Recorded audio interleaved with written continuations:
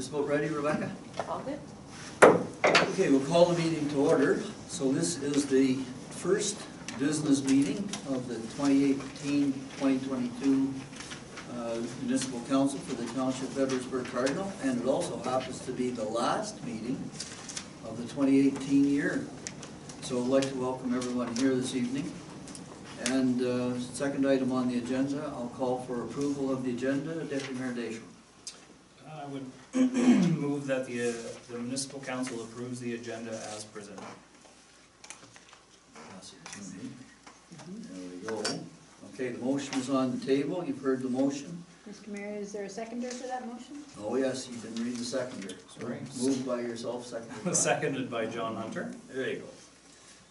All right, the motion's on the table. Discussion, if any? Hearing none, those in favor? Motion is carried. And this next item on the table is, or on the agenda, is discussion of pecuniary interest and the general nature thereof. Are there any disclosures here this evening? Hearing none, proceed to item 4 on the agenda. Item 4 on the agenda is delegations and presentations. We do have a presentation tonight by the treasurer, Melanie Stubbs, and you're going to do a presentation of the 2019 pre-budget presentation.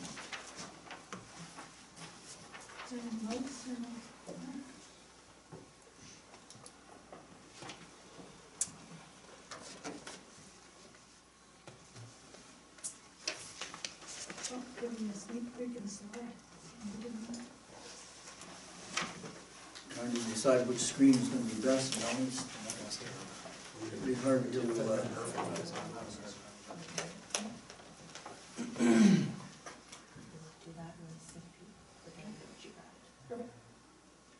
Can you see all right? Should we move the screens a little bit? Screens okay for everyone? If not, I can just turn around and look behind me. I think it's going to be necessary to watch this one for me.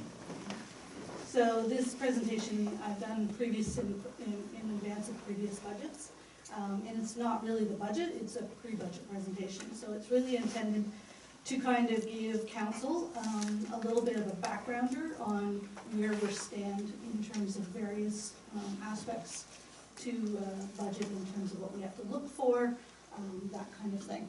A little bit of a side note, I was at a municipal conference on Friday, and I wish I'd had that conference before I made this presentation. Not that it would have changed it a whole lot, but I did learn a lot of things about how to speak to a new council, and so maybe I can put that into practice tonight and I won't bore you to tears. So Municipal Property Tax, found this quote and I thought it was quite unique. Taxes are a means for people to accomplish together what they cannot do individually. I think that speaks volumes, because without everybody's collective tax revenue, we wouldn't be able to operate. One thing I found out from the municipal forum is I put this 52% of the public infrastructure is now owned by municipalities, but we only get about 8 cents of every tax dollar is collected for all forms of government.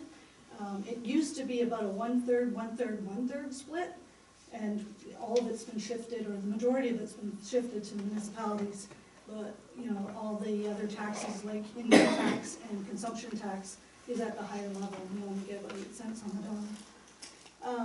And just something to keep in mind, we're not exempt from having annual increases to hydro, insurance, all of those types of functions that happen. So we still have to pay that. We have to look at that as a potential for our increases in annual budget.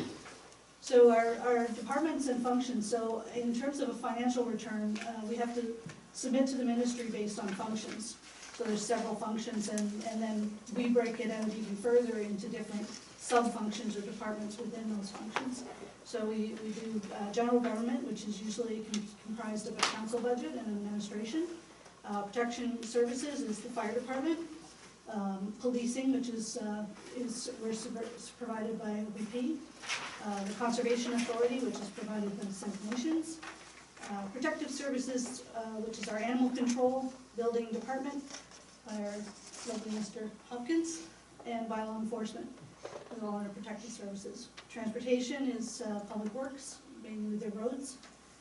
Environmental services, there's two types of environmental services, some that are supported by taxation, which are the waste, collection, disposal, stormwater, and agricultural drainage.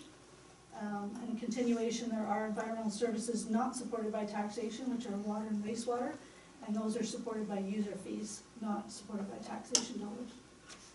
Health services is the cemeteries.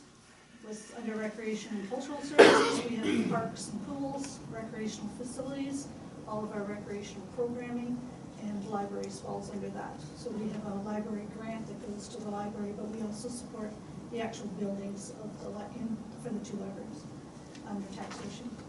The last is planning and development, which is basically planning and economic development. So property taxation, the tax bill is divided up between the rates, municipal rates, county rates, and education rates. So you take the property tax bill, you times that the assessment of your of the property is times by each of the rates, and that develops your property tax.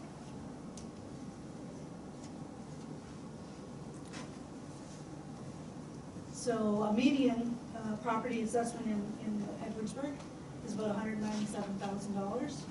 I'm going based on 2018 tax rates. We collect 54% of the tax, 31% roughly goes to the counties, and 14% to the education. So you can see the split of the total dollar bill between us, the counties, and the school boards. Now, I'd just like you to stop there just for a second Mm-hmm. and just point out to everyone that the municipal property assessed value comes to us from an independent third party. That's MPAC, MPAC, Municipal Property Assessment Corporation.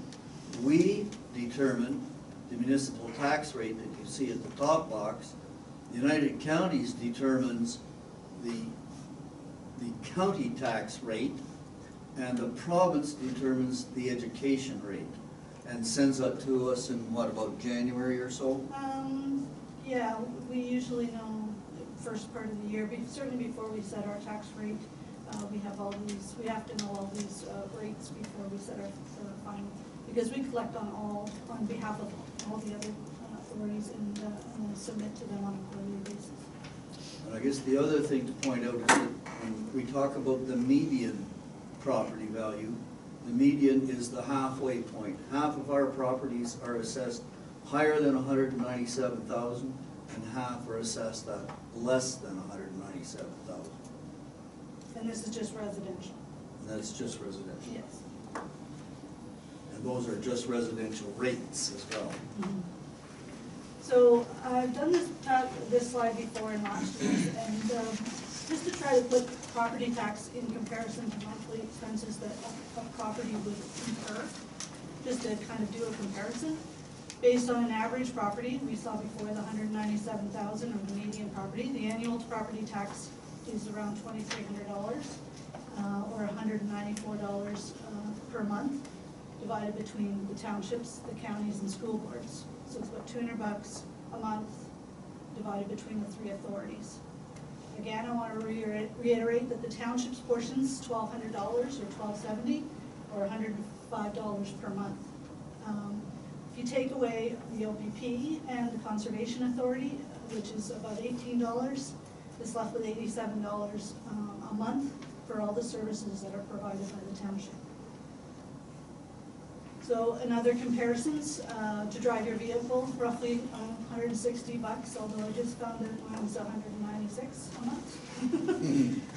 Hydro, between $150 to $200 a month. Heating, fuel, $152 to $200. I'm probably lowballing that with some types of forms of heating. Gasoline for a van or a mid-sized vehicle is about $170 a month. And a cell phone with one user with a data plan is about $100 to $120 a month. So just to kind of give you a comparison, people always say property taxes are so high, but they don't look at what they pay in other things for the same stuff. So if you take that 105, and like I said, I took out the police services and the conservation authority, got it down to $87, you can see the breakout of the $87 over the other departments that I was speaking about previously. So on a monthly basis, you can look at that schedule. I also did it by the cost per 100,000, just so that, if somebody is higher, they could do the math and be able to determine what they're paying monthly for each different department. This is based on the 2018 municipal split of costs. So analysis of our total residential tax from 2012 to 2018. I've got the first column is our tax rate, the county tax rate's the next column, and then the school board with the combined. And then I taxed the total rate times 100,000 assessment, just to give you a basis of the change in assessment billing or tax billing based on that assessment. And it's good to note, or good to see that really our total tax rate is a lot less than what it was in 2012. So if you look at 2018's tax on 100,000 was 1185, and in 2012 it was 1217. The combined overall change in the tax bill has actually been $32.50 over the 5 or 6 years. Now, I can't resist asking the question. So can anybody tell me why that is? Why can the rate go down but the amount go up? Would it be in 2012, it was based on 150,000? No, all of these are based on Always 100,000? Yeah, Okay. yeah, no, I've done the simple math. So there's no trick in it. No trick in In that it. sense. The assessment goes up each year. The total township assessment goes up each year. Not for every property. In the change, when we had, so we have a 4-year cycle, and the cycle changed in 2016. So the 17, 18, 19, and 20 is this 4-year. We're into our 3rd year of the 4th-year cycle in 2019. The majority of residential properties didn't even see a change in their assessment, or had a drop in change in assessment. There were some seasonal, or not seasonal, water, detached properties on water that saw an increase, but a lot of the other properties didn't see. Farms saw a huge increase in their assessment. There was a big reassessment on the farm properties this year. But farm properties are assessed at 1/4 of the residential rate. So even with that increase in their assessment, it wasn't as impactful on them because they only pay 1/4 of the percent. It was still a big impact. It was, yeah. And The tax rate on the farms are a lot higher than the house farms. the assessment is a $2 lot and $3 higher. million assessments, Yeah. so. Oh, yeah, yeah. So, what I wanted to point out here is just kind of, again, what our minutes, just looking at us, not looking at county and school board, the percentage of the tax rate and the levy increase. And one thing I want to just point out is the difference between those two things. If you look at each of the columns, you got a tax rate increase or decrease, but that doesn't equate to the same thing as a levy increase or decrease. So you can kind of see, so when I might come to you and say, oh, I'm going to do 11% levy increase, that doesn't necessarily mean that we're going to be increasing the tax rate at the same rate. Those two things are not synonymous. The one thing here shows kind of the ups and downs of OMPF. I'm using an acronym which I found out is probably not a good thing because I'm speaking in language that maybe other people don't know. But Ontario Municipal Partnership Fund is an Ontario transfer payment, and it has been up and down. And I was at the meeting on Friday. We have not yet received our allocation letter, which is usually coming in November. So with the change in the province, obviously that's what's delayed it. The indications from the ministers that were at the meeting is not favorable, unfortunately. They are cutting, and so transfer payments are probably going to see a cut. So I don't know what that looks like yet, unfortunately.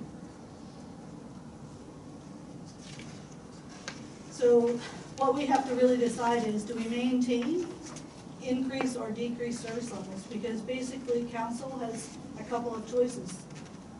You know, those are there's three choices really, with respect to service levels. If we want to maintain what we are doing, then that's what we're doing. If we want to increase any level of service, there's a cost to that. So we'll have to look at that. So the other thing I wanted to show you is the distribution of how our property assessment is split up. So the percentage, the biggest percent, of course, is bore by our residential taxpayers. And then you can see the rest are all kind of, you know, split up pretty much evenly between 3 to 9%. But the bulk of our residential takes the most of the property assessment. Again, I was saying 2019 is a phased-in year. We call it phased-in assessment. So this is the third year of 4-year phase-in cycle. Large increase in commercial assessment is due to Giant Tiger. You can see the 222% increase in commercial. But that's not phased-in assessment, that's new assessment. That's growth, yes. The IT or industrial is down, and the reason why it's down isn't necessarily that we lost an industrial partner. It's because Giant Tiger's land was assessed as industrial vacant, and once they put them on the assessment roll, they changed it to commercial assessment. So it just flipped the land value from industrial into commercial. So it's not like we lost an industrial partner, we just, you know, but that's where you're seeing, you know, farm, we had a 20%, but that's phase-in. And then in managed forests, we've seen an increase in managed forests, and that's just people taking and moving a lot of their properties and determining, because managed forest is a whole lot less, it's just the same as farmland, it's a percent. So if they make application in, they can get a better tax rate on that property. But there are 2 columns with the same title. 2018 phased-in assessment. It can't be 2 Oh, it columns. should have been 2950. Yeah, Sorry. the second one would be the Second column 2019. should be saying 29 based on this. That's an error on my part. And as I say, if a property had a decrease in assessment, it would have stayed the same through all the 4 cycles. It's a decrease starts at the beginning of the cycle and carries on through. If it had an increase, it would increase by a quarter of the amount over the 4-year period. And all property owners are provided with a property assessment notice at the beginning of the cycle and have an opportunity to disagree or send in a request for reconsideration of their assessment to determine if it's gone up too much. So every time they do a 4-year cycle, they do see a lot of requests for reconsiderations. By the time we get to the 3rd year, most of those reconsiderations have been dealt with, and people are pretty much satisfied with the assessment that they have got, unless they're still under review. And I said before, in this last cycle, about 1,400 residential properties actually saw a decrease on average of $15,000, or had no change in their CVA. So it was a fairly good chunk. We have about, Excuse me. Sorry. So you're saying that that $197,000 home that was assessed last year is going to go up 3.24% of 197,000? No. That property may or may not. What it's saying is that the overall property assessment has increased. So what we had in full assessment at the beginning of the roll was the 635,000, and at the 35 million. And at the end of, after the year has happened, we've added some buildings to the actual overall assessment. We've had an increase in assessment due to both things, either phase-in or property actual a new build. So the 3% is really a combination of phase-in, but also new builds. It's not about the specific property itself. That's a good question. But the interesting thing there is looking at the increase in assessment, Okay, the previous slide. The Yeah. increase in assessment, the 20 million. the second column from the right. Yeah. Our assessment has increased by $87 million between 2018 and 2019, all factors considered, both phase-in and growth. And that's quite a substantial increase in assessment in a single year. Typically, and the CBO can probably help me out with the figures, but we typically have about 26 to 30 homes, new homes added to the property, That's been a high year. High It's year, been as so low as maybe 15. but 15 to 20 maybe. And they've all been fairly good value homes, they're not small homes, so that helps to the ad for sure. Big increase though is in the IT. The industrial, Commercial, no, the commercial, Commercial. 54 million there. yeah. And that's the giant tiger. The bulk of that is giant tiger, yeah. So the estimated tax revenue, this is where we get to see what the impact of that in assessment growth is based on our 2018 tax rate. We see an increase, total overall increase of $638,000. The portion of phase-in of that is 131. That stays relatively consistent over the 4-year cycle. Last year, I think we were at about 132 or 33,000 was the phase-in portion of the amount. Last year's overall tax revenue with the same rate was about 170 or 180,000. So giant tiger certainly impacted us greatly with, you can see the 472,000 in commercial. The bulk of that is giant tiger's revenue, tax revenue. So basically what this is saying though is that leaving the tax rates on all classes Yep. the same in 2019 Yep. as they were in 2018 will raise an additional $638,000. Is that correct? That is correct.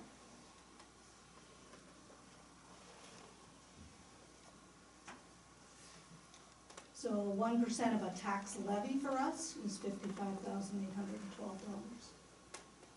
So again, Now wait a minute. Is that 1%? 1%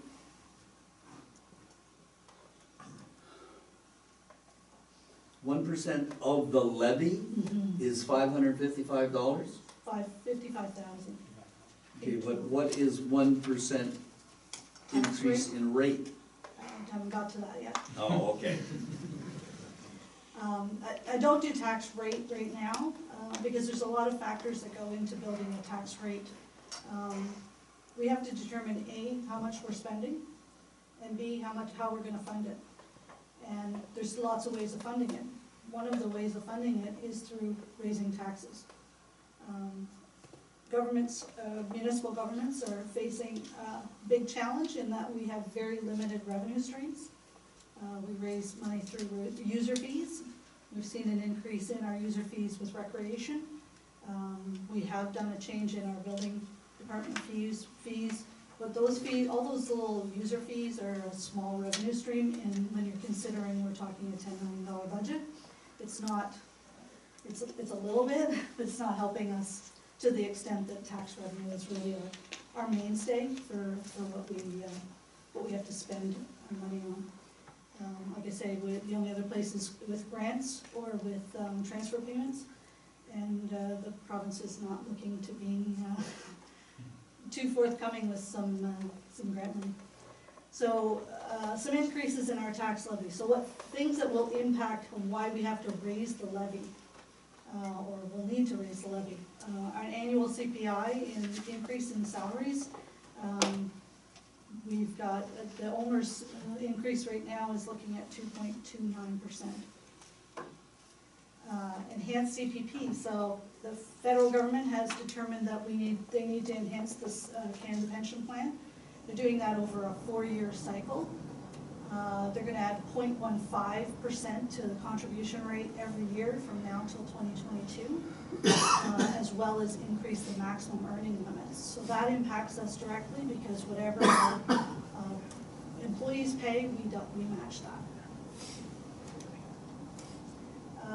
Our QP contract, which is in place until 2020, this is the third year of that contract. There's a wage increase of $175, and that impacts all of our other benefits as a result of that. An increase in the South Nation Conservation Levy, small, $1,400, but every dollar counts.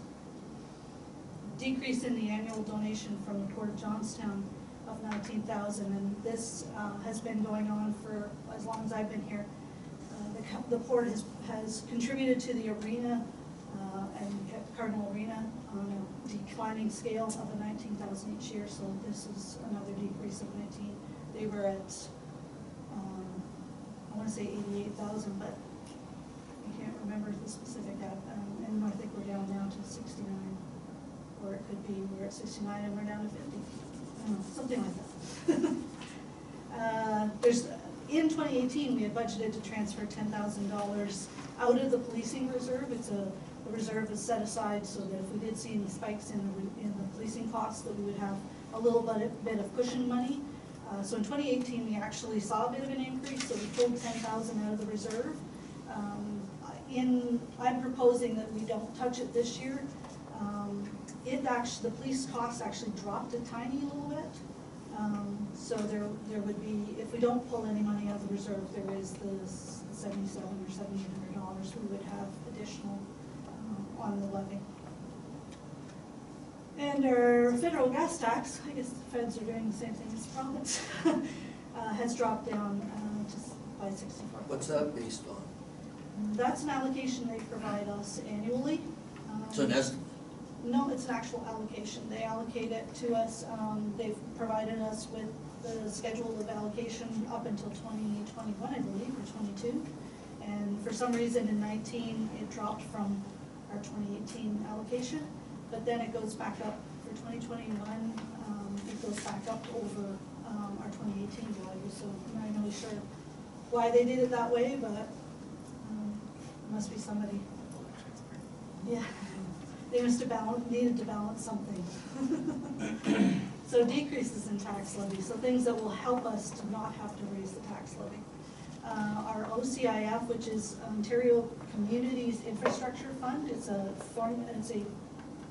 formula-based, not application-based fund. It's actually increasing this year for 2019. Just want to talk about that just for a Sure. second. So that OCIF fund, Ontario Community Infrastructure Fund, is allocated to the municipalities in two different ways. The province has an X dollars allocated for that fund. Half of it is allocated to the municipalities based on, is it households or population? I believe it's households. I don't think it's a population. Okay. I think it's The other half of it is allocated to municipalities as a top-up based on applications. That's the fund that we're always identified as the fund that we would attempt to use to finish the sewer and water infrastructure in Cardinal.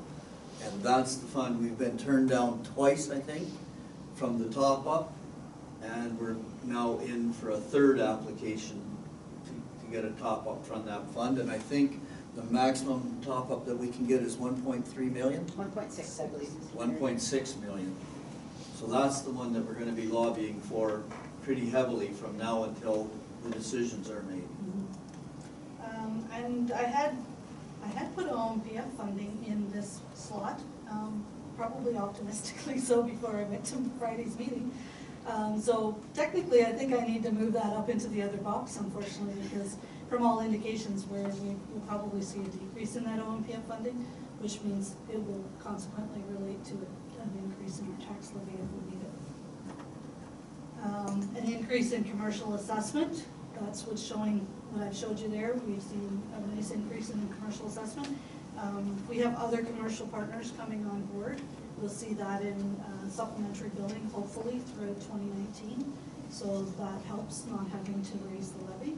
I build that into one of the line items in the budget called supplementary income. And it's my best guess, like literally. We have 2 public works equipment leases that are coming, will be expiring in June and August, so there is a little bit of money in the operational budget in public works. Again, I probably optimistically looked at that as being a decrease in tax levy till I got the public works manager's budget today. So we might want to just scratch that one off. He's used it in other ways. Are those the loader leases? Those are loader leases, yeah. Excavator and loader, isn't it? Yeah, we still have one loader, we have an excavator and a loader. So I took, to give you a sense of where all of our monies come from, I did a little pie chart in order to show where our 2018 budgeted revenues have come from. And as you can see, the biggest piece of the pie is coming from our taxation.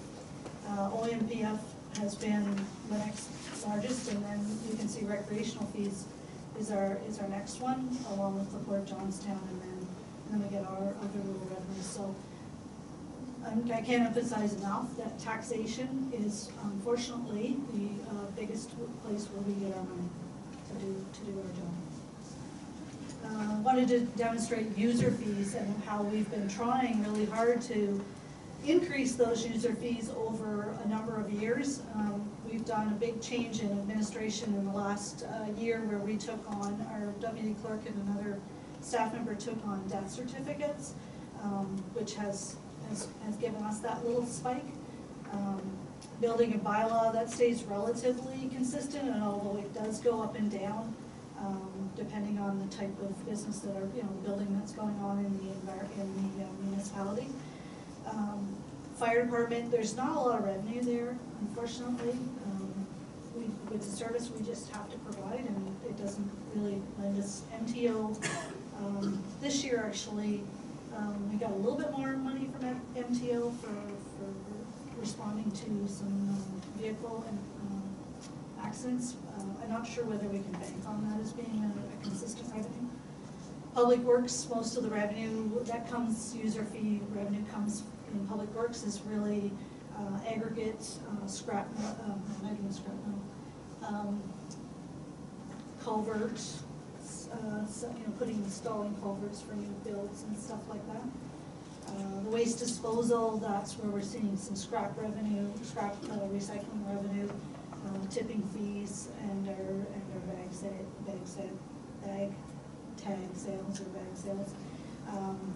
We are not full cost recovery with our collection, waste collection revenue. So it's still supported by about just over $100,000 in taxation money, supports waste.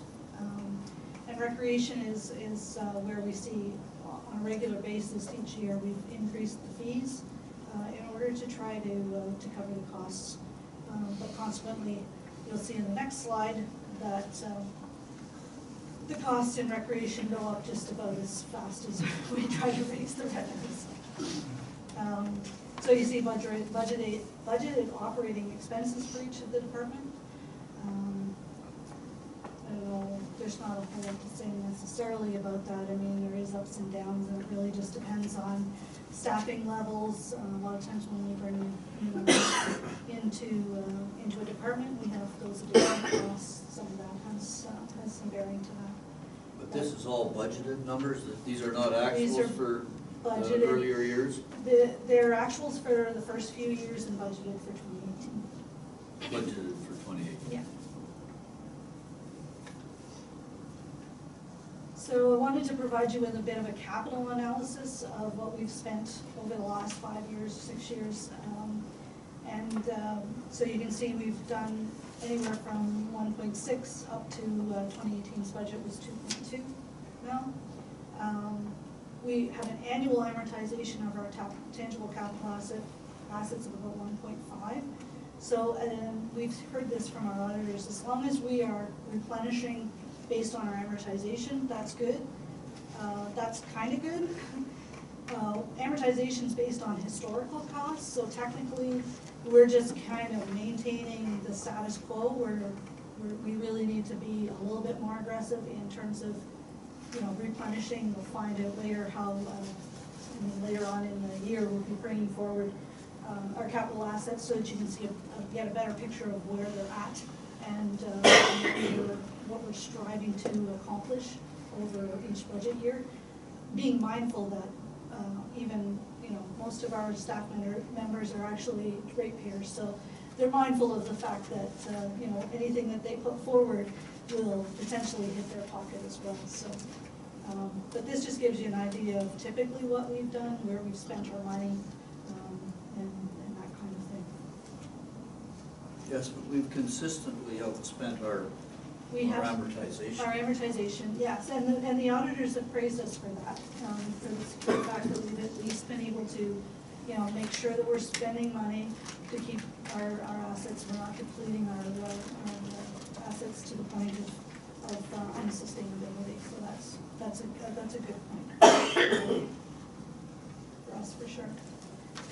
So some capital projects that were completed in 2018, I won't read off the list, but I did want to point out that I did include the replacement of truck 1.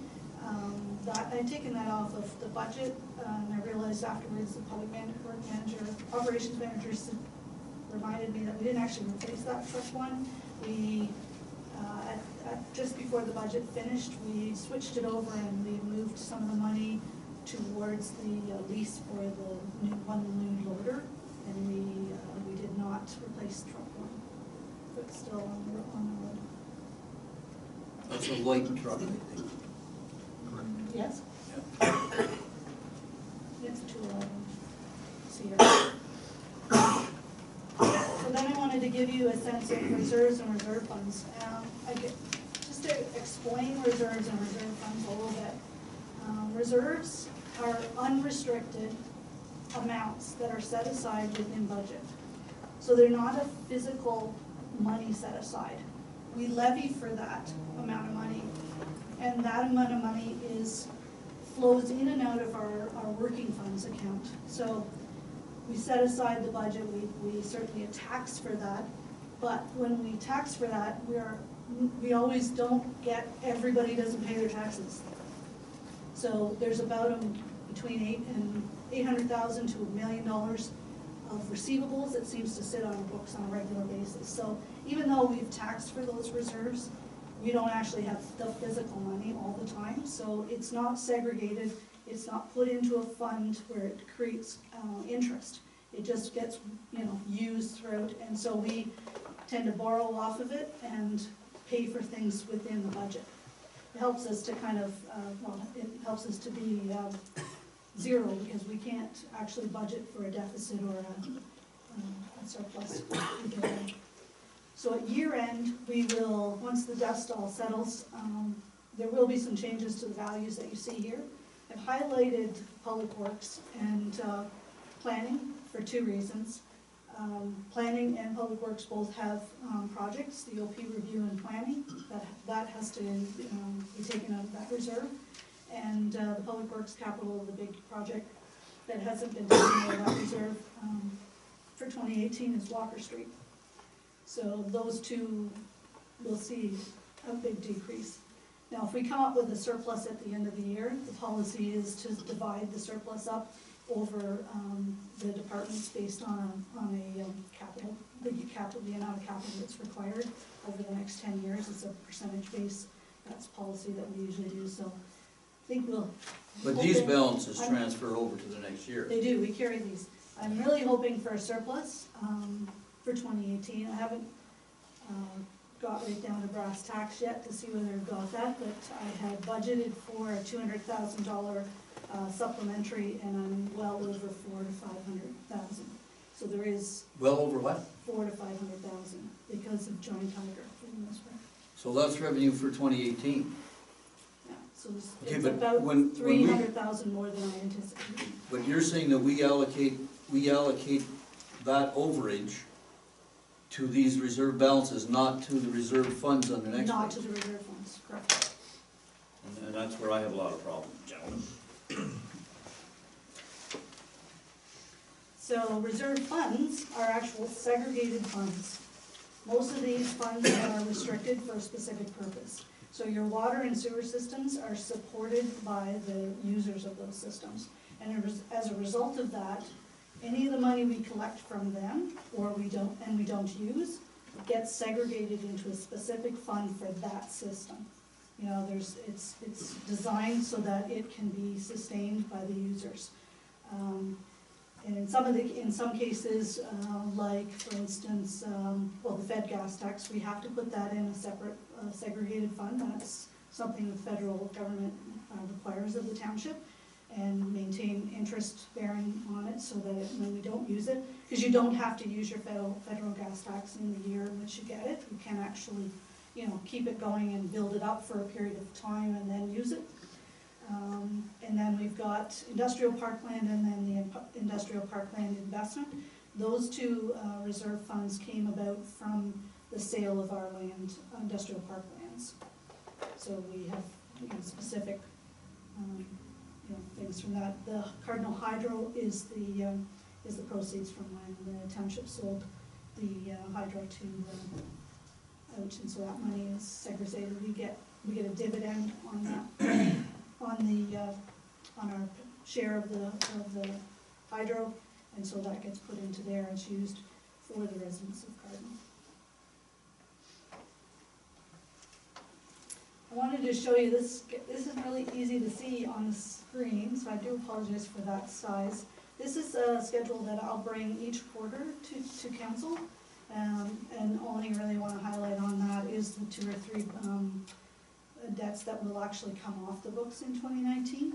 So we do have the 2 leases and Greenfield's, the low lift station, Greenfield's loan will be off in May.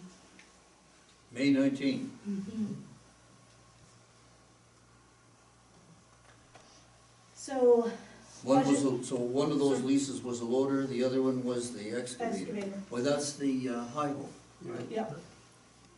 Goodness, it's hard to believe that that's gone already. I know. Time flies. Budget objectives, so each year. These are leases to purchase, really. No, no, that's a good question. What kind of leases were these? The leases were, the one was a lease to purchase, which is the excavator, I believe, right?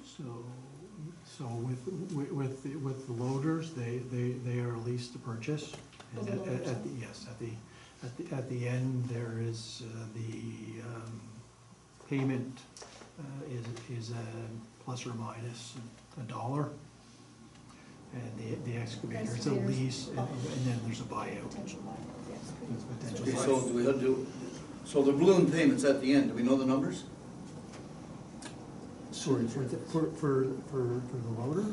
Yeah. Loader is just that plus $1. The excavator, the lease is done this year on the excavator. That is correct. What do we have to pay to keep it? The buyout is, I believe, $99,000. 99,000. Correct. What about the loader? It's just $1. No, it won't be $1. I doubt it. Yeah. Not over the term.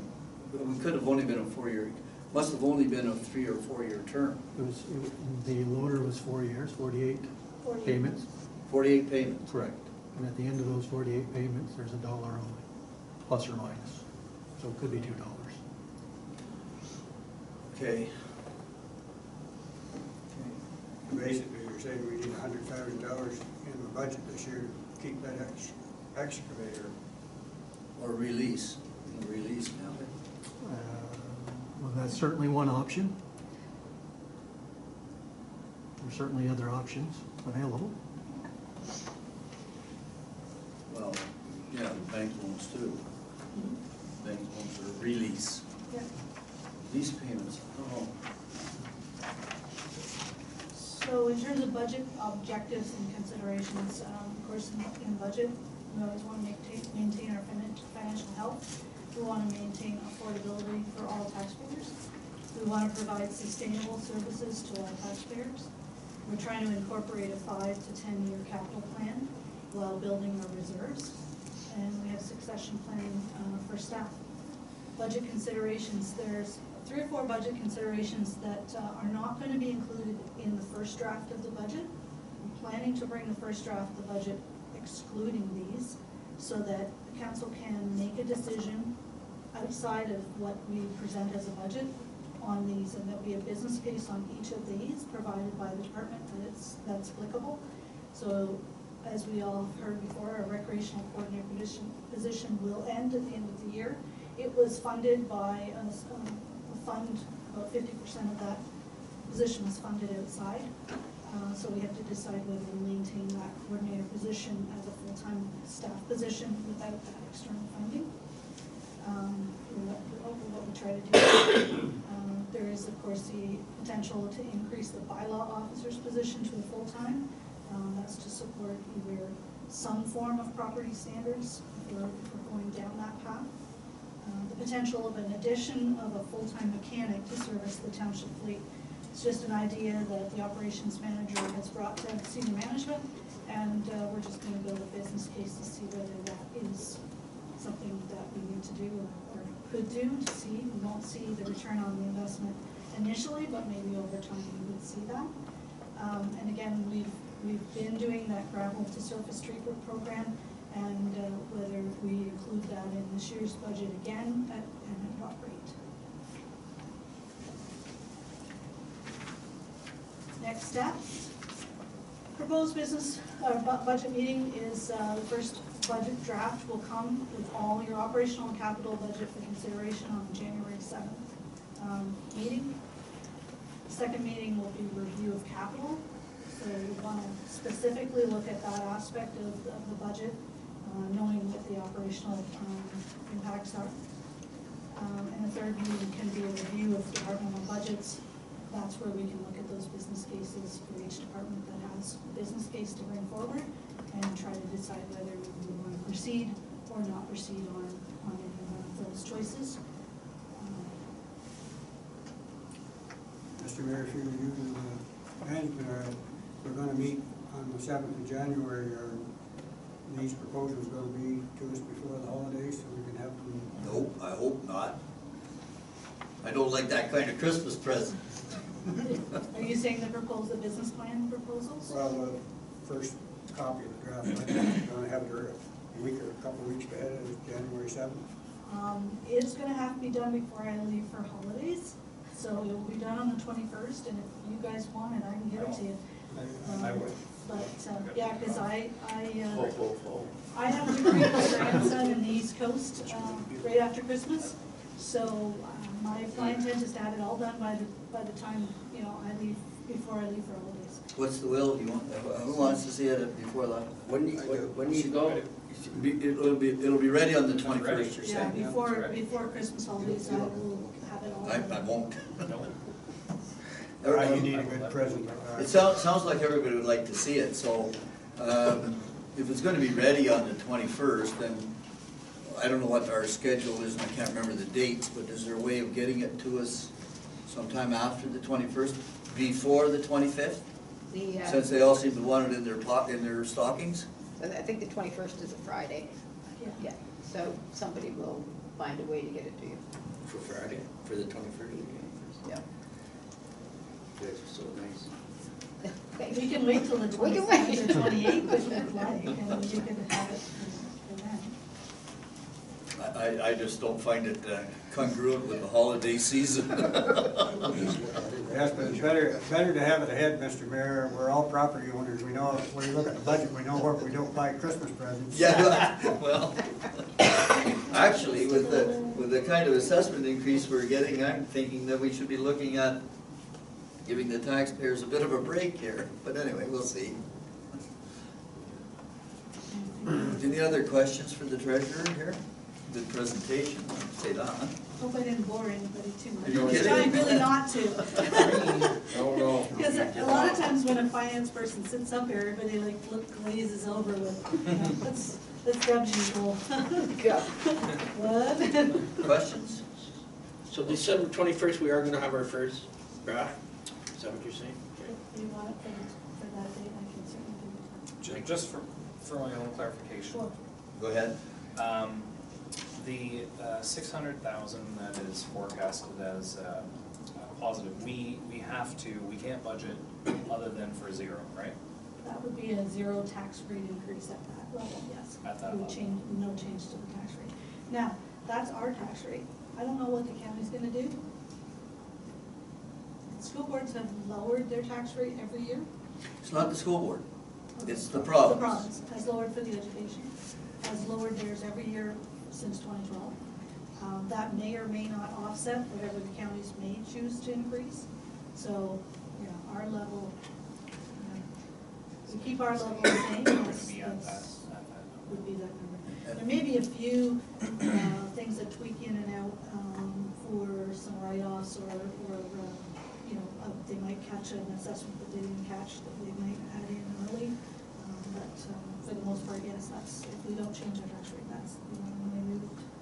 And I want to jump in here too, because you're talking about the county rate, and the general overarching philosophy on the county rate has been to generate, I'm going to phrase that a little bit differently. The general overall philosophy has been to try to leave the rate the same and recoup additional revenues due to phase-in assessment and growth assessment. So by leaving the rate the same, the county gets an increase in two different ways, and they attempt to balance their budget based on that increase with the rates being left the same. Now, if Melanie, where's the slide where you show us the county rates? I know you did show us the county rates. I just want to see if that, what I just said is reflected in those rates. Your analysis of total tax. That's right, it's on residential page tax, 5, right? And the county rates, and you can see the county rates have started in 2012 at 0037, and then to 36, and then to 36, and then to 3635, back up again to 37, and then 3708. But you can see how the county has tried to maintain and leave their rate very close to the same.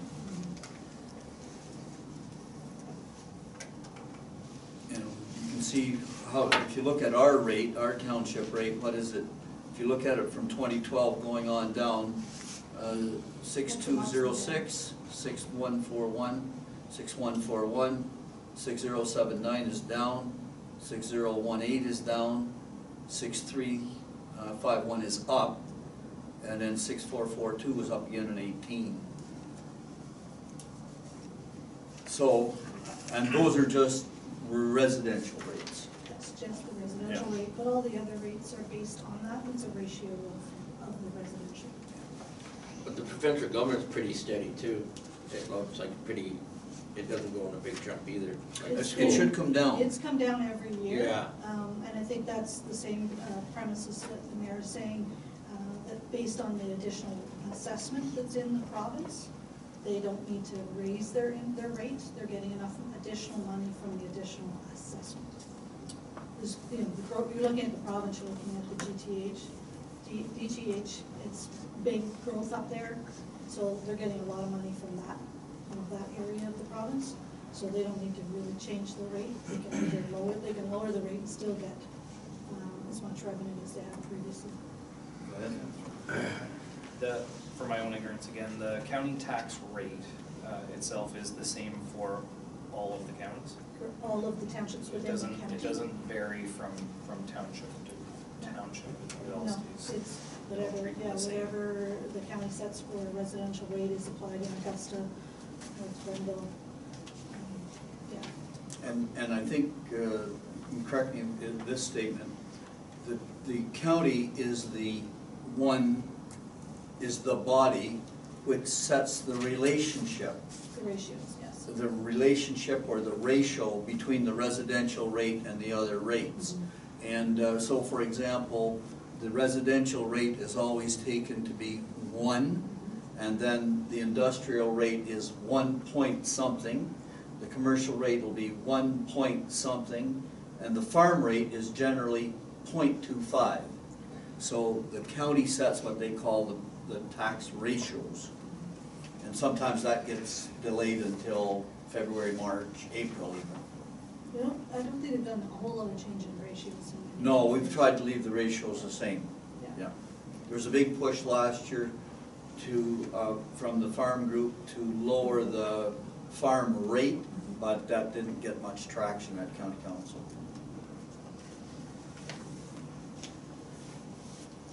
So Melanie, I just wanted to thank you, it's an excellent presentation. And these few pages, I would urge members of council to keep them with you. And when you get your first budget binder, which will be an impressive document, it's handy to have this with you as you read through it. So an excellent presentation. I'm moving to item 5 on the agenda. Item 5 on the agenda is minutes of previous council meetings. 5A, the council meeting of November the 7th. Councillor Hunter. Moved by myself, second by Deputy Mayor Tory Dishon, that municipal council receives and approves the minutes of the original council meeting dated November 27th, 2018. Thank you very much. The motion is on the table to receive and approve those minutes. Questions, if any, errors or omissions? Hearing none, I'm about to call the question. Those in favor, please signify. Motion is carried. Thank you. And 5B, the inaugural minutes of the inaugural meeting of December the 3rd. Councillor Dillabaugh. Moved by Council Dillabaugh, second by Council Cameron, that the Municipality Council received and approved the minutes of the inaugural council meeting dated December 3rd, 2018. Thank you very much. The motion is on the floor. Questions, if any? Errors or omissions?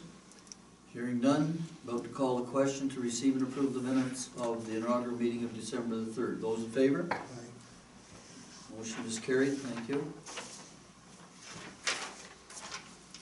And moving to item number 6 on the agenda, which is business arising from the previous council meeting, if any. Does anyone have any business arising from either of those two meetings? Hearing none, I'm about to move on to item 7. Item 7 on the agenda is receiving a number of minutes from a number of boards. The first is the Public Library Board of June the 26th. Councillor Cameron. Yes, thank you, Mr. Mayor. It's moved by myself and seconded by Councillor Dillabaugh that Municipal Council receives the minutes of the Public Library Board meeting dated June 26th, 2018. Thank you very much. Business arising from those minutes, if any? Hearing none, those in favor of the motion, please signify. Motion is carried. And the Public Library Board meeting of September the 25th, Councillor Hunter. Moved by myself, second by Deputy Mayor Tory Dishon, that the municipal council receives the minutes of Public Library Board meeting dated September 25th, 2018.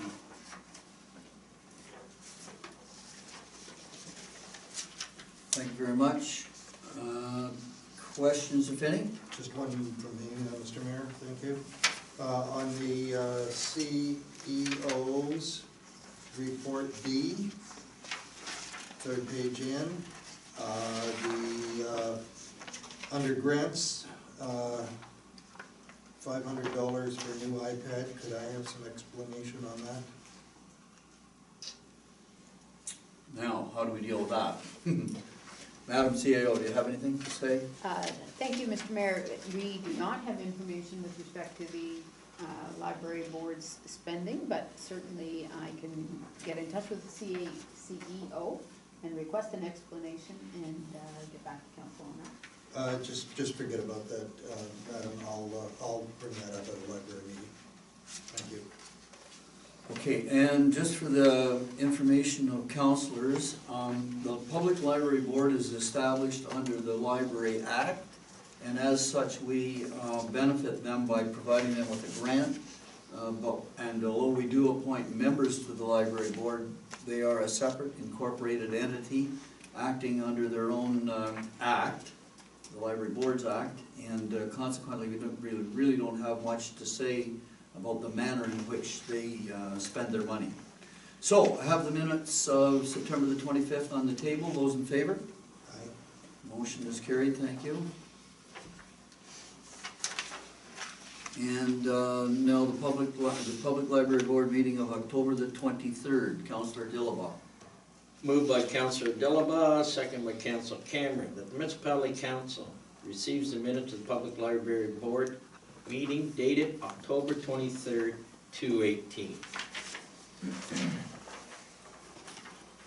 Motion. Thank you very much. Questions, if any? Hearing none, those in favor, please signify. Motion is carried.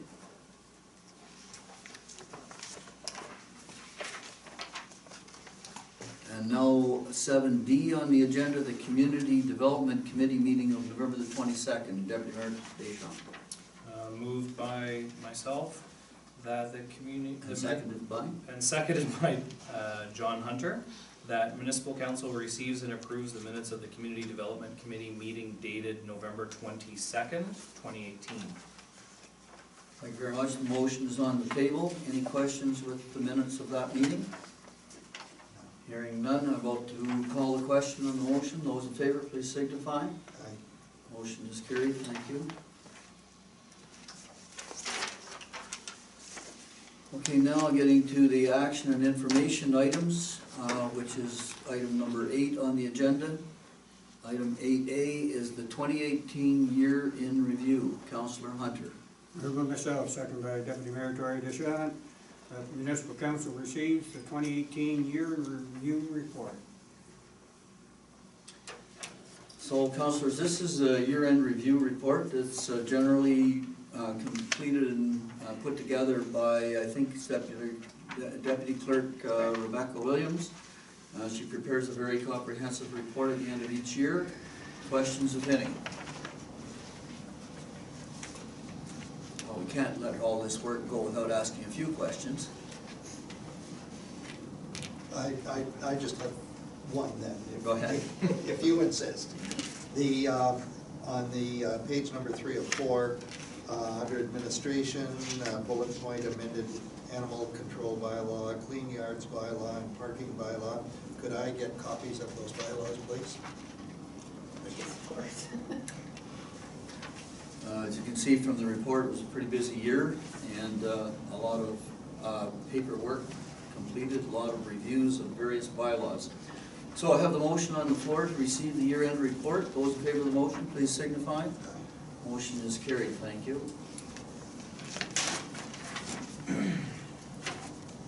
And I'm on item number 8B, the Cormorant Control Endorsement Letter. Deputy Mayor Deschamps. Moved by myself, seconded by John Hunter, that Municipal Council supports the Mayor's letter of endorsement to the Public Input Coordinator with respect to the Ministry of Natural Resources proposal to establish a hunting season for double-crested cormorants. Okay, thank you very much. So what's happening here is the, just for the benefit of the folks in the audience, the Ministry of Natural Resources has proposed a hunting season on cormorants. Our trapper that was involved in our sort of pilot project that we ran for 3 years is responding to the minister's proposal as it's listed on the environmental registry, and the mayor will be directing a letter in support of his response. And this is the letter that you see in front of you. Calling the question on the letter. Those in favor, please signify. Motion is carried. Thank you. I'll speak a little bit more about this issue a little bit later during the mayor's report. And turning now to item number 8C on the agenda, which is giant tiger directional signage. Councillor Dillabaugh. Moved by Councillor Dillabaugh, seconded by Councillor Cameron, that the Municipality Council supports the request of Minister of Transportation for the installation of giant tiger directional signage on Highway 16. Thank you very much. So we've had a request due to a number of trucks, actually large trucks, tractor trailers, somehow making their way erroneously into the Johnstown subdivision. We had a situation a couple of weeks ago where actually 3 tractor trailers, one behind the other, got into the subdivision by mistake. And so we've had a request from residents, and this, by the way, was the 2nd or 3rd occasion. So we've had some requests from residents to post some signage that will make sure that trucks coming down 16 make a right-hand turn to Giant Tiger. And so the council, this motion asks council to support the staff request. Are there any questions? Hearing none, I'm about to call the question on the motion. Those in favor, please signify. Motion is carried. Thank you.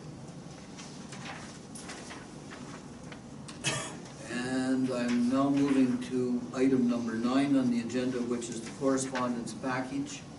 And Councillor Hunter, I believe you have that motion. Moving myself, second. Wrong, that's a copy of reading. Moving myself, second by Deputy Mayor Tory Deschamps, that the Municipal Council receives correspondence listed for the following dates as previously circulated, December 4th, 2018. Thank you very much. And for those in attendance, the correspondence package is compiled from time to time and assembled into packages. The packages are dated and circulated to council, and any councillor wishing to bring forward an item for discussion can pull an item out of the package and direct it to staff, and it will appear on an agenda. So, we had one package since the last meeting, with the package of December the 4th. Those in favor of receiving the package? Motion is carried. This acknowledges the fact that council received that correspondence. And now I'm moving to item number 10 on the agenda, which is approval of the municipal disbursement sheet. Councillor Dillabaugh. Moved by Council Dillabaugh, second by Council Cameron, that the Municipality Council approves payment of municipality invoices. Circulated date as follows. Report date December 5th, 2018, $306,455.93. Report date December 6th, 2018, $1,089,734.41. Total of $1,396,190.34. Motion, please.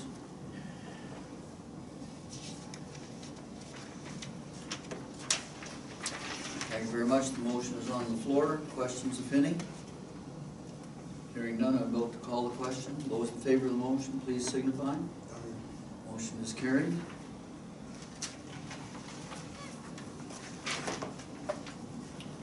And now I'm turning to item number 11 on the agenda, which is the bylaws. Now, just for the edification of council, our procedural bylaw that we're working under at the present time requires that bylaws be read a first and second time. And if they receive unanimous approval at first and second reading, they can proceed to third reading at the same meeting. If, on the other hand, any member of council has a problem with the bylaw and they refrain from voting for it at first and second reading, that bylaw is then held over for further discussion, deliberation, public input until the next meeting of council. Now, this procedure is not handled the same at all bodies, and I'll give you an example. At county council, for example, 7 or 8 bylaws will be grouped together and handled in a single motion. But county councilors have the right to ask that any bylaw be withdrawn from the package and voted on separately. Unfortunately, at county council, what we don't have the right to do is hold a bylaw for further discussion. You can vote against it, but it's still going to pass if the other 9 vote in favor of it. So what you have in the township procedural bylaw is in effect a quite more powerful procedure, in that it enables each councillor to, in effect, veto a bylaw from passing 3 quick readings. So I'm going to bylaw 11A, establish terms of reference for committees of council. Councillor Cameron. Yes, thank you, Mr. Mayor. It's moved by myself and seconded by Councillor Dillabaugh that the mover be granted leave to introduce a bylaw to establish terms of reference for committees of council, and this shall constitute the first and second reading thereof.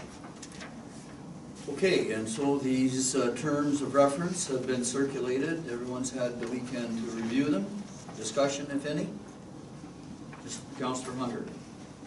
I may have missed it someplace. I'm reading through it here. I see the one place where it says about appointing citizens as voting members, but I don't see a clarification in here any place where it says they are voting members in an in-camera session. Okay, I'll let the staff address that one. I think they have full privileges in the in-camera session. I think that was the intent. That was the intent.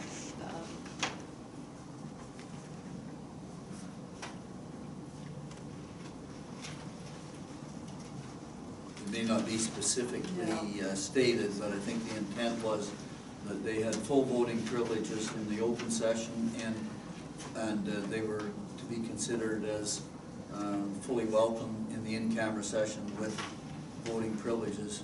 Yeah, and if I may, Mr. Mayor, I think that this bylaw is essentially the same as the previous one.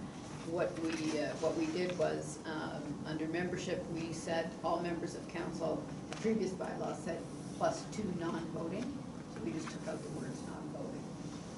But if you want more specificity, you can certainly make that amendment and say +2 advisory members of the public who have full voting privileges and may attend closed session.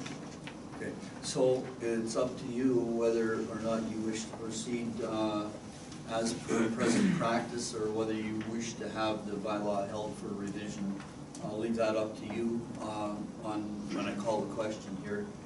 You understand it. I understand, I just wanted to clarify a little bit before here, because the one thing that bothers me over appointed members haven't been accepted into in-camera sessions. If we're dealing with any legal or staffing issues in those ones, we're all took an oath of office here that there's penalties if we break confidence, anything in there. But public members that are on here, they have no legality to them. They've taken no oath of secrecy or anything that they can be held accountable for if they break confidence. And that's a fair comment, and to just sort of review how we got to this point, I think we went about halfway through the previous term with volunteer members on these committees. And there's only the 2 committees that have the volunteer members with voting privileges. And remembering, of course, that committees don't make the decisions, they just make recommendations to council. But in any case, at the end of 2 years, with the 6 members basically, 2 on admin finance and 2 on public works and 2 on the port management committee, the council came to the conclusion that if these members were to be afforded full, how do I want to say this? If we were to afford them full status and recognize their full contributions, it would be necessary to extend the voting privileges at the committee level, and as well welcome them into the in-camera sessions. Although I take your point strongly that they haven't taken the same oath as we have. But that's been the practice, and again, if you'd like to, if you think that this has to be held up for a rewrite, you know how to go about it. I don't have an intention to hold it up and rewrite it. I just want to make my feelings known that if we're going to pass this bylaw, I think there should be some stipulation or something added afterwards. Well, and you know, your point is well taken, because what we could very well do is ask those members to take that same oath, not the full oath, but the portion where we agree not to divulge from in camera. Yeah. We could ask them to do that. It's a declaration, really. We don't take an oath ourselves anymore. We make a declaration. Okay, having had that discussion, is there any further discussion? Hearing none, I'm about to call for first and second reading on the bylaw to establish terms of reference. Those in favor of first and second reading, please signify. Aye. Okay, so that's carried unanimously. It can proceed to, the bylaw can proceed to third reading. That's Councillor Cameron. Yes, thank you again, Mr. Mayor. It's moved by myself and seconded by Councillor Dillabaugh that a bylaw to establish terms of reference for committees of council be now read a third time and finally passed, signed, sealed, and numbered 2018-76. Thank you very much. Motions for third reading, for discussion if any. Hearing none, those in favor? Aye. Motion is carried. And I'm proceeding now to bylaw 11B, which is appoint members to boards and committees. Councillor Hunter. Moved by myself, second by Deputy Mayor Dishaw, that the mover be granted leave to introduce a bylaw to appoint members and representatives to certain boards and committees, and this shall constitute first and second reading thereof. Thank you very much. Bylaws up for first and second reading. Discussion, if any? Hearing none. Those in favor, please signify. Aye. Motion is carried unanimously. Can proceed to third reading. Councillor Hunter. Moved by myself, second by Deputy Mayor Dishaw, that a bylaw to appoint members and representatives of certain boards and committees be now read a third time and finally passed, signed, sealed, and numbered 2018-77. Thank you very much. Bylaws up for third reading. Those in favor, please signify. Aye. Motion is carried. Thank you.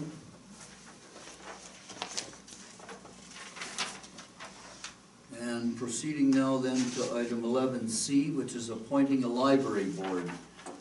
Deputy Mayor Deschamps. Moved by myself, seconded by John Hunter, that, Councillor Hunter, sorry, that the mover be granted leave to introduce a bylaw to appoint members of the Edwardsburg Cardinal Public Library Board, and this shall constitute first and second reading thereof. Discussion, if any? You've got the appointment list in front of you. And just for the benefit of those in the crowd, the following are appointed to the Edwardsburg Cardinal Public Library Board. Hugh Cameron, Judy Cameron, no relation, I understand. Tim East, Joan McKinnon, David Robertson, Pat Tierney, Tammy Wilson. First and second reading. Those in favor, please signify. Aye. Motion is carried unanimously. Can proceed to third reading. Deputy Mayor. Moved by myself, seconded by Councillor John Hunter, that a bylaw to appoint members of the Edwardsburg Cardinal Public Library Board be now read a third time and finally passed, signed, sealed, and numbered 2018-78. Thank you very much. Third reading. Those in favor of third reading, please signify. Motion is carried. Thank you. And proceeding now then to 11D, which is an amendment to bylaw 2017-2 to appoint members to the Port of Johnstown Management Committee. Councillor Dillabaugh. Moved by Councillor Dillabaugh, second by Councillor Cameron, that the mover be granted leave to introduce the bylaw to amend bylaw 217-2 to establish terms in reference to appoint members of the Port of Johnstown Management Committee.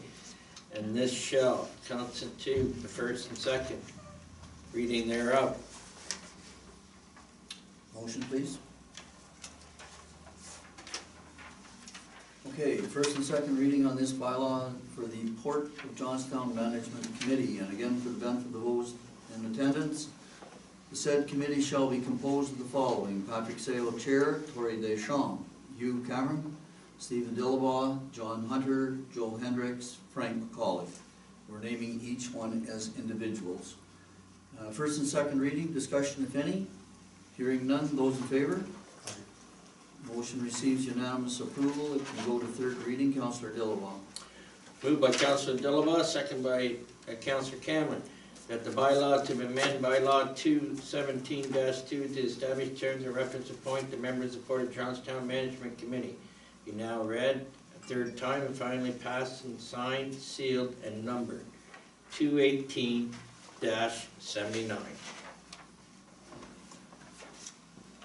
Thank you very much. Motion for third reading. Those in favor? Motion is carried. Thank you.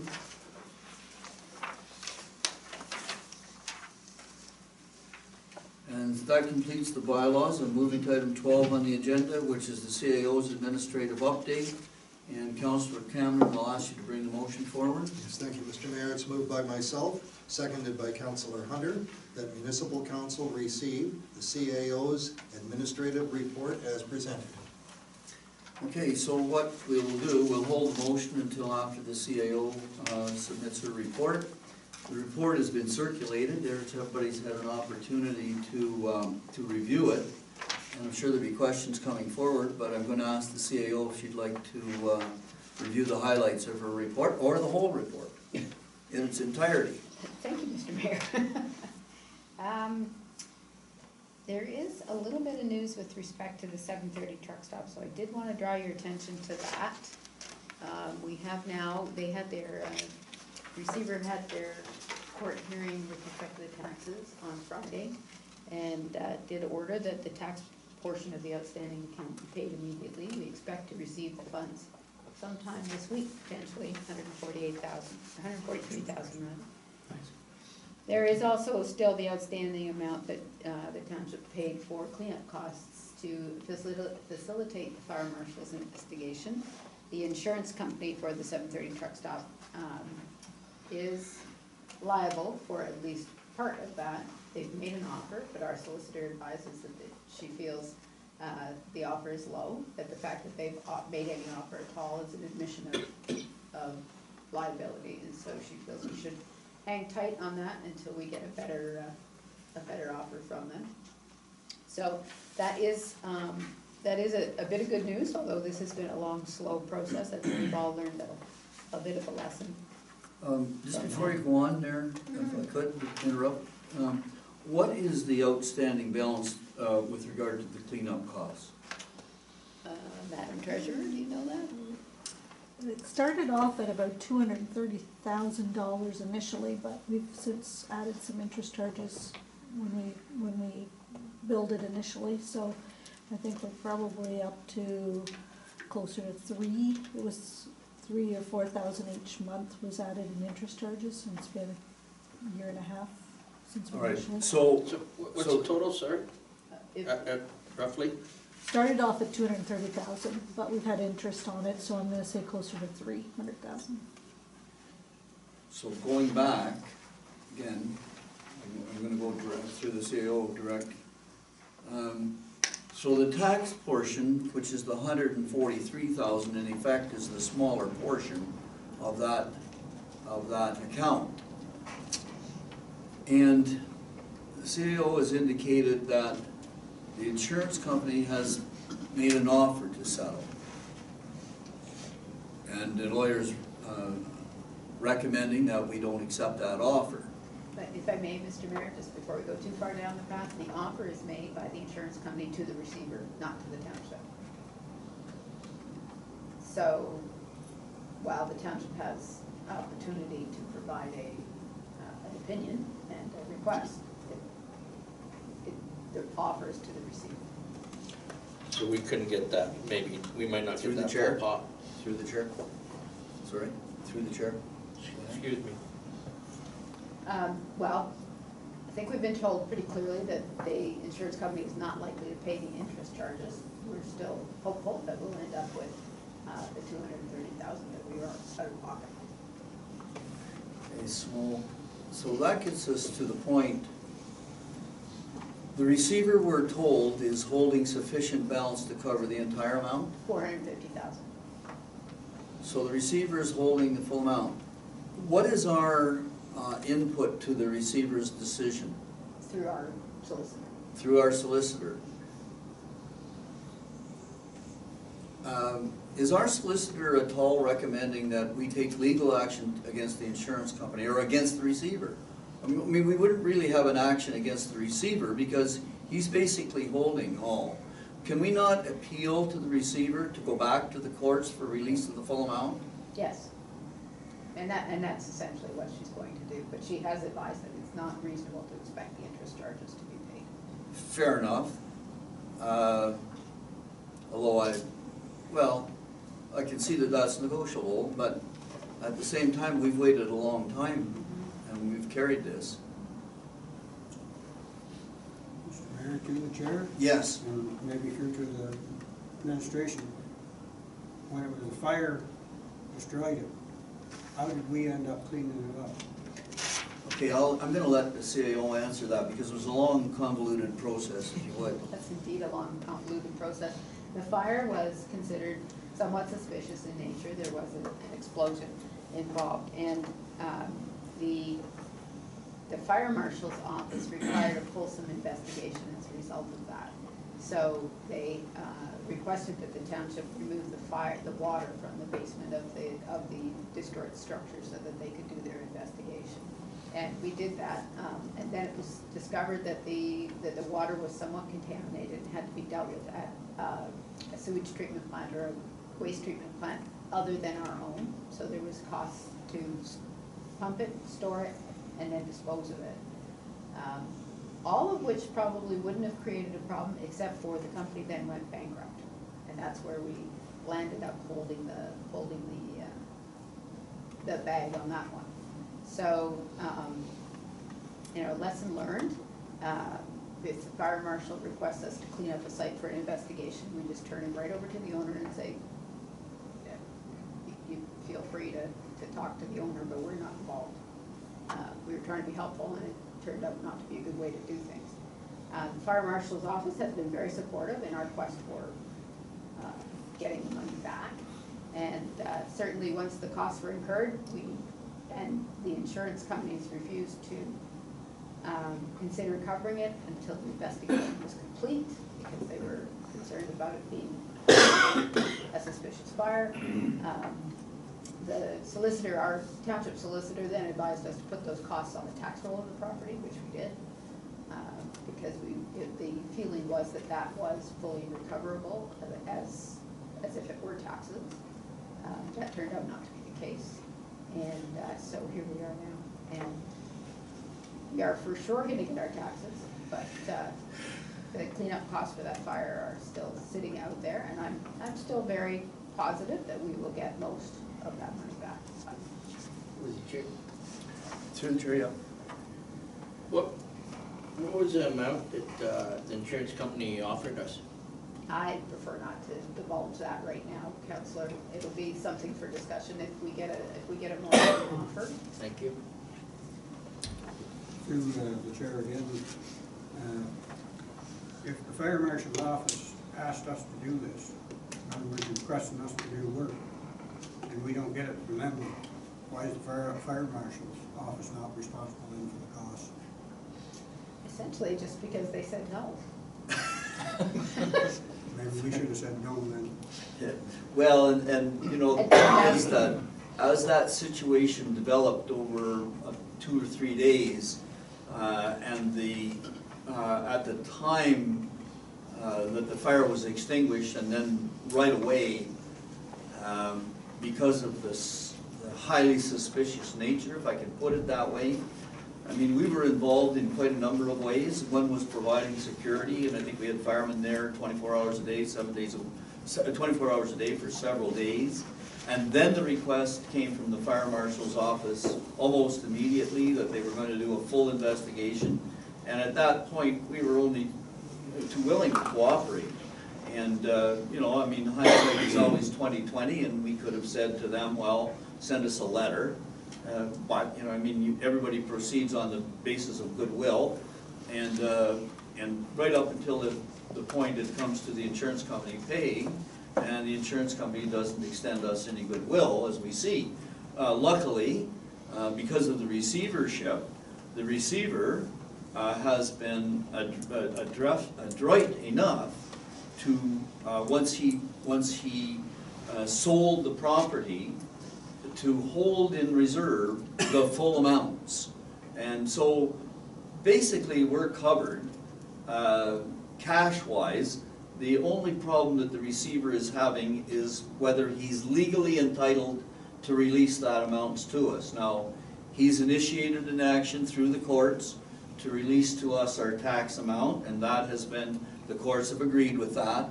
And so our next avenue, as the CAO has agreed, is to go back to the receiver and push him to go back to the courts and say to the courts, either order the receiver to release the money to us, or order the insurance company to pay, and the courts can do either one, or a combination. And, I think we should also say, just in response to your question, I think we should also say to the receiver, we'd like to get a portion of our interest costs. We may be prepared to give up some of them, but I don't think we should give them all, just out of hand. Let the judge decide that. So I don't know whether that answers your question. Through you again, this total amount of a bill that we're saying, Is this all money we actually paid out, or is this some charges that we, as a municipality, is levied in there for firefighters being on stand and the use of our equipment and That's such? right. Yeah, we did include some hourly rated fees for administration and for the fire department. And if we don't get it all totally back, the offer we hope to get will be at least more than what we actually had to Pay. cash pay out of taxpayer money. Yeah. No, sorry, Madam CEO, that was a good discussion, and thank you for bringing up. Do you want to go ahead? Sure. Did you have a counselor question? I do, yes. Thank you, Mr. Mayor, through the chair. On page 1, just the fourth item down regarding BBL Energy, I see the sign is back up and a sold sign put on it. Has there been any information relayed back? Thank you, Councillor Cameron. Yes, we understand that the conditions have all been released on the offer of purchase and sale, and that the sale is expected to close on December 14th, this Friday.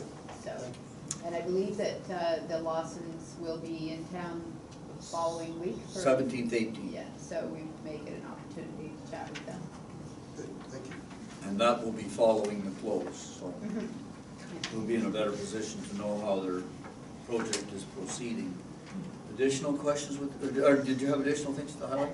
Not really. I did want to point out that we did get the official plan, third draft, completed and sent into the county for preliminary comments. So we expect to have her comments by January.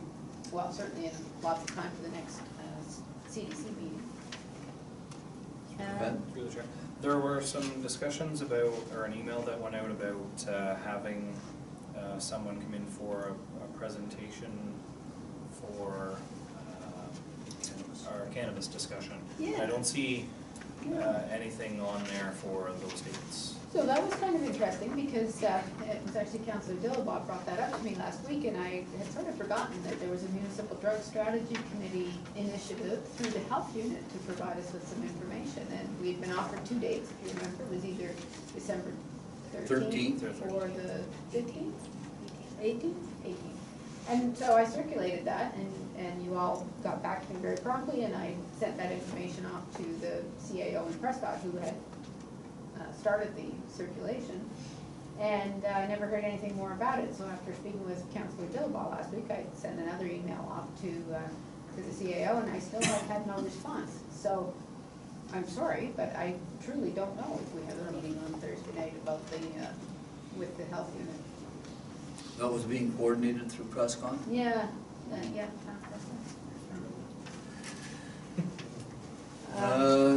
Additional highlights, additional questions? Anyone? Okay, hearing none, I'm about to call the question to receive the CAO's administrative report as presented.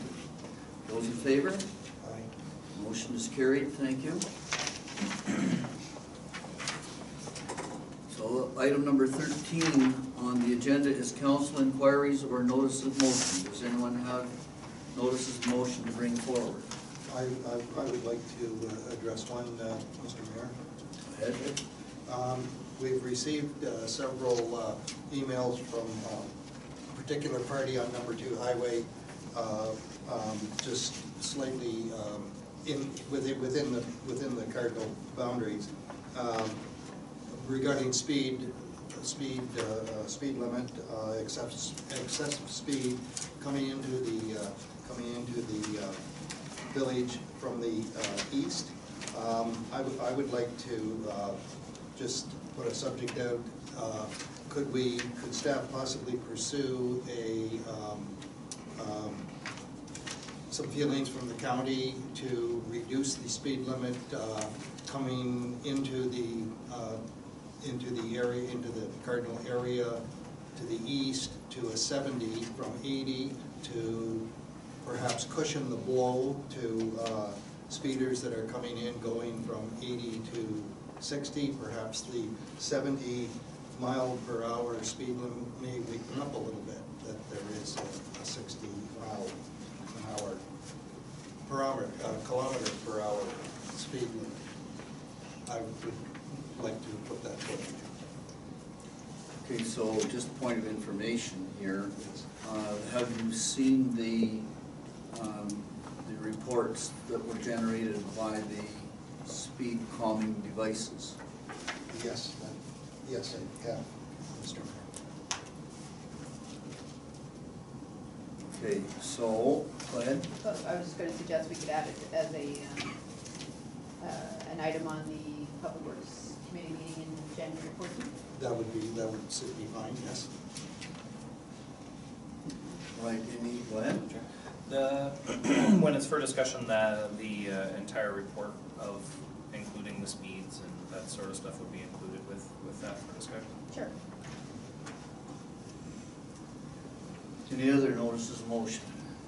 Before I bring one forward, I'm gonna bring this one forward then. In your package of December the 4th, and I've given a copy of this to the clerk and the deputy clerk. In the package of December the 4th, there was a resolution from the town of Kearney concerning the MPAC voters list. The operative clause of the motion, which I'm asking to come forward at the Admin Finance Committee meeting, is that the Council of the Corporation of the Town of Edwardsburg Cardinal supports the reestablishment of the multi-stakeholder working group between the Ministry of Municipal Affairs, Ministry of Finance, the AMCTO, MPAC, and Election Ontario, and exploring and identifying ways to create and maintain the voters list for municipal elections. So I'm asking that that motion come forward and be dealt with at the Admin Finance Committee meeting. I'd like to get support of that motion and ahead of the Roma conference in January. Is there anything else to come before inquiries or notice of motion? Hearing none, I'm about to move on. Item number 14 on the agenda is the mayor's report. And I'll ask Deputy Mayor Deschamps to put the motion on the table, please. Moved by myself and seconded by Councillor John Hunter that Municipal Council receives the mayor's report as presented. Okay, I'll make the report and then I'll call the question on the report. So a number of things to bring to your attention. First of all, discussion with Vice President of Distribution and Warehousing at Giant Tiger. And he informs me that on Wednesday, December the 5th, the company or the distribution was 85% moved from the Ottawa locations to the Johnstown location. And on Wednesday, December the 5th was a milestone date. That was the changeover date on which all trucks will originate in Johnstown and then pick up some small balances of their load in Ottawa before proceeding to the retail outlets. Now, during the course of the conversation with Mike Quinn, I did indicate to him that the new councillors would have an interest in visiting the distribution center, as I'm sure you would. And so he and I will meet sometime in the next couple of weeks, and he's indicated to me that he will attempt to organize something for the new council in early to mid-January. I'm proceeding to the second item on my report, which is the question of delegations to the Roma conference. Now, for those of you that aren't familiar with these conferences, the various cabinet ministers make themselves available for 15 or 20-minute presentations from municipal councils. So the deadline to apply for those meetings, or delegations they call them, was today. I think it was probably 5 o'clock this afternoon. Might have been midnight, I'm not sure. But in any case, we put forward requests for 3 meetings. A meeting with the Minister of Natural Resources about the Cormorant issue, a meeting with the Minister of Energy, the Honourable Greg Rickford, concerning natural gas extension and expansions, and a third meeting, which is perhaps the most important of all, which is a meeting with the Minister of the Ontario Municipal Affairs, Ministry of Ag and Food. Minister of Agriculture, Food and Rural Affairs, the Honourable Ernie Hardiman, concerning our application for an OCIF top-up funding for the County Road 2 Sewer and Water project. Now, In the normal course of events, we will not hear back as to whether or not we've been granted these meetings until about a week or so before the Roma conference. But what tends to happen is that the staff prepares the briefing package that will go to those meetings. And if we're granted a meeting, we take the package and present the package. If we're not granted a meeting, we submit the package in paper copy. But just to tell you that that's what we've applied for. Should also be aware that the United Counties of Leeds and Grenville has applied for ministerial delegations with several ministers as well. Now, next item, County Council will hold their inaugural meeting on Wednesday, December the 12th. And I just wanted to advise Council I'll be putting my name forward as warden for the next 2-year term. Hope I can count on your support here in our township if I do happen to be elected as warden, because it will take me away from the township more frequently than I'm used to. Next item on the agenda, I think you all received notices concerning the Lockwood Fire Truck Raffle Draw, which will take place this Friday at the Spencerville Legion round about 7 o'clock. So we're all invited to be there.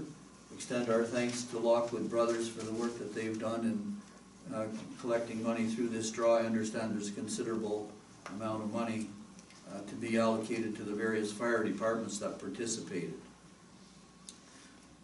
Item number 6 concerns the retail recreational cannabis stores.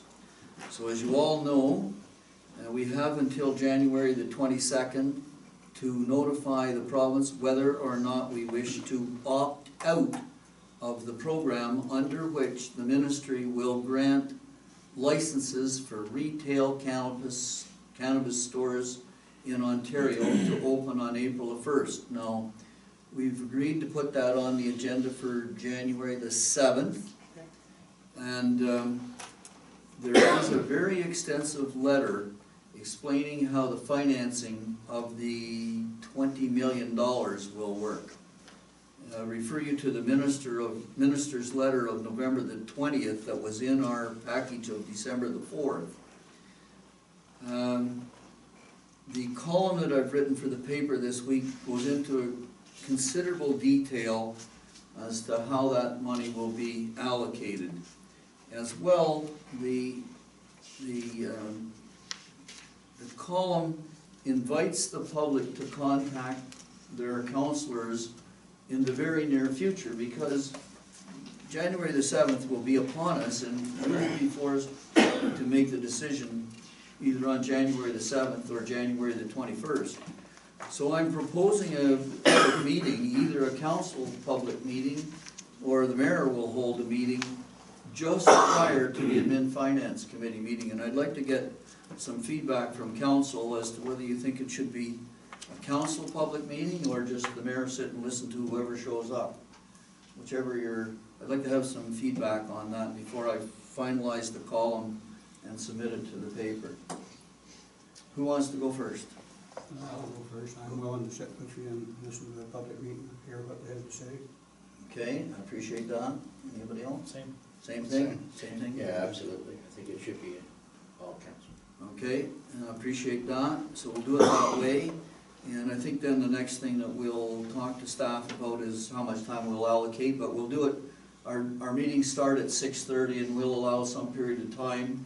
And once it's out in the public arena that we're gonna hold that public meeting, I think staff will be able to judge public reaction to see whether we should allow an hour or a half an hour. We'll see how it works out. And the other thing I should bring to the attention of council, when you receive your packages for the January the 7th, and that item is on the agenda, you'll see that there will be a meeting in the package that will be worded in the affirmative. So the way it will be worded is that council notify the province that we are going to opt out of the program. So that words it in the affirmative. That motion will need a mover and a seconder, and then if we're not in favor of opting out, we defeat that motion. So I think one thing that we want to just really establish right from the beginning is that all motions that come before committee or council are always worded in the affirmative, so that we're doing something. And if we don't agree with what's proposed in the motion, we defeat the motion. So, you know, when the motion comes on, you speak for it or you speak against it, so we know which way you're gonna vote. But just so you recognize that, just because that's the way it appears in your package, the staff is not promoting that course of action, nor is any particular counselor. And that's about it for the mayor's report. I have one other issue that I'm going to, as a matter of fact, maybe I'll bring it up right now. So in our package on December the 4th, and I don't know whether the staff saw it or not, or took note of it, but there was a letter from the ministry, the Federal Ministry of Environment and Climate Change Canada, concerning our introducing, if I can put it that way, of chlorine into waters inhabited by fishes. Now, if I could, through the CAO to the Director of Operations, are you familiar with that letter? And I'm just interested in what reaction we might have taken. Mr. Mayor, I have not reviewed that letter at this time. Okay, the reason that I'm interested is because, do you see the letter there at all? I was somewhat concerned about the tone of the letter. What date was it? It's, the letter is dated November the 19th. I think it was received on November the 26th. And it's from the Ministry of Environment and Climate Change Canada. So I just draw it to the attention of staff because I would like to have a discussion about it with staff. I'll have to review it, I don't. Okay, so that's my report, and I have a motion on the table to receive the mayor's report. Moved by Dillabaugh, seconded by, moved by Deputy Mayor Taylor, or Dishaw, and seconded by Councillor Hunter. You got more hair than I I have a lot of different names. Those in favor of the motion? Aye. Motion is carried, thank you. All right, and we're going now then to item number 15 on the agenda, which is question period. Allow questions from the floor. First to the press. Question on your mayor's report, Mr. Mayor. Could you just offer a brief outline on what the selection of the warden actually looks like? The process? Yes, please. Okay, so here's the process. The CAO of the county will assume the chair's position and will basically call for nominations for warden. That particular venue or organization, one nominates themselves. And apparently there are no seconders, or I can't remember whether seconders are involved or not.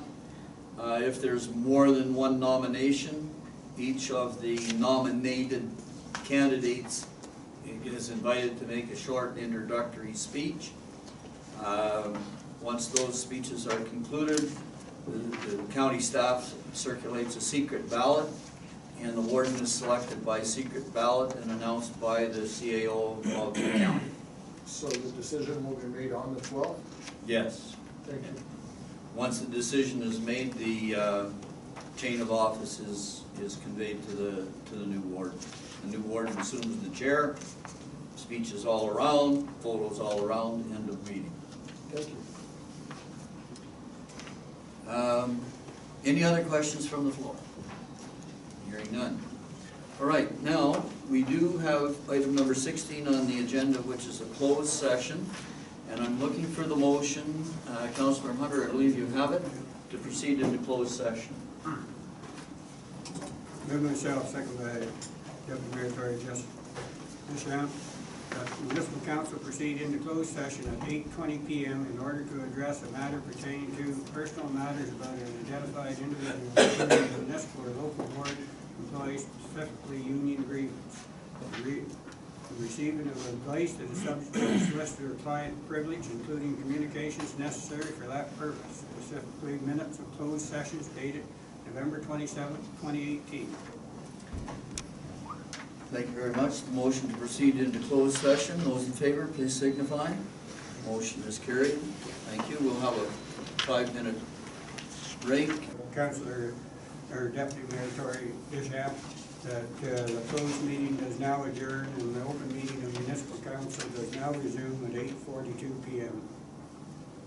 All right. So we're going to be coming back into the open session. Those in favor of adjourning the closed session. Those in favor? Motion is carried. So we're back in the open session, and I'm going to be reporting out from the closed session. So reporting out from the closed session, I will indicate that the council in closed session reviewed the minutes of the closed meeting of November the 27th. And Councillor Cameron, I believe you have the motion to approve those minutes. I do, Mr. Mayor, thank you.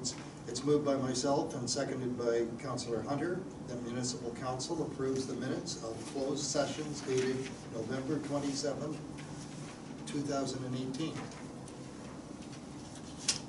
Those in favor of the motion, please signify. Steve, Did you have a comment? I didn't have a copy, Your Worship. Okay, well, do you have the paper agenda? Should be included in the package on your computer, Councillor. Okay, yes I do, I'm sorry. Thank you. Okay, those in favor? Motion is carried. And so reporting out further from the closed session, the closed session received a briefing note from the CAO concerning a union grievance and provided direction to staff to proceed as proposed in the briefing note. And now I'm looking for the confirmation bylaw. Councillor Dillabaugh, I believe you have the confirmation bylaw. Moved by myself, second by Council Cameron, that the mover be granted leave to introduce a bylaw to adopt and confirm ratified matters dealt with the resolution. And this shall constitute first and second reading thereof.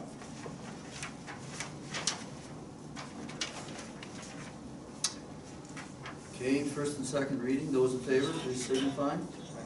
Motion is carried unanimously. Can proceed to third reading.